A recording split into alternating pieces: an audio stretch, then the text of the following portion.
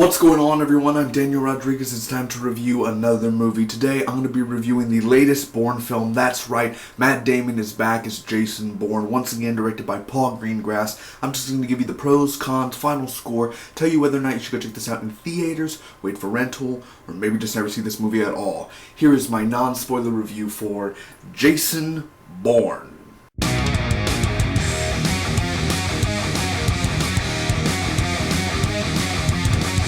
So Jason Bourne is back and he's deadlier than ever. Now, I've never been the biggest fan of the Bourne franchise. It's been years since I've seen the original trilogy. I also enjoyed the Bourne Legacy, which stars Jeremy Renner. So of course with this new Bourne film, the action is amazing. Hand-to-hand combat and extreme car chases. The action, it immerses you. Like, this is a great action film. This is one of the best action films I've seen in a very long time. Last time was John Wick. The only downside to the action is the shaky camera. Also, this film likes to zoom in on their characters' faces, and it quite definitely gets annoying. Tommy Lee Jones is in this film and he's fantastic. This is one of his most recent films where he actually tries. Also, the practical and CGI effects were done very well. Vincent Cassel was great as well. He plays one of the villains in the film. His hate for Bourne is personal.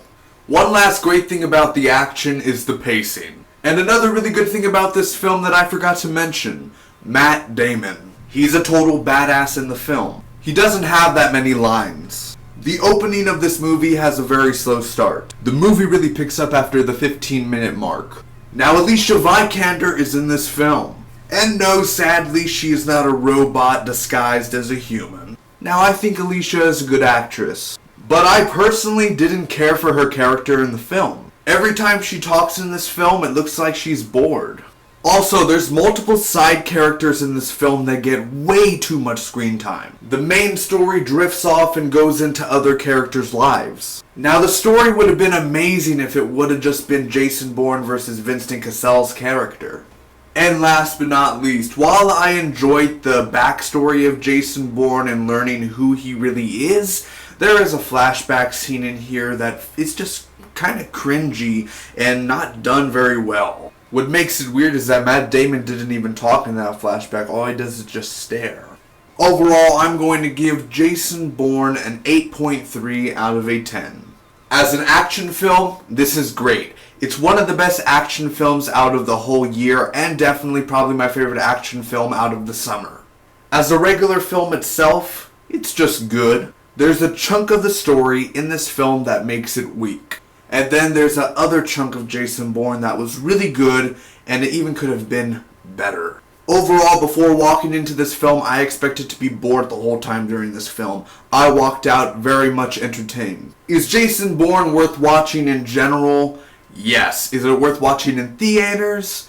Yes. Also, if you really want to see a great action blockbuster film, then this is definitely a film to check out in the theaters. Sure, the story may be the most disappointing out of the whole Bourne franchise, but Paul frickin' Greengrass still knows how to direct that high-class action. This is definitely a movie I will buy on Blu-ray one day and add it to the collection. Thanks for watching, everyone. I hope you enjoyed. If you did, make sure to leave a like. You could comment down below to me what you guys thought about Jason Bourne.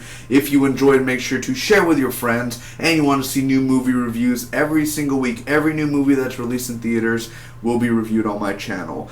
Thanks again. You can hit that subscribe button, obviously, for more content. Until next time, bye-bye.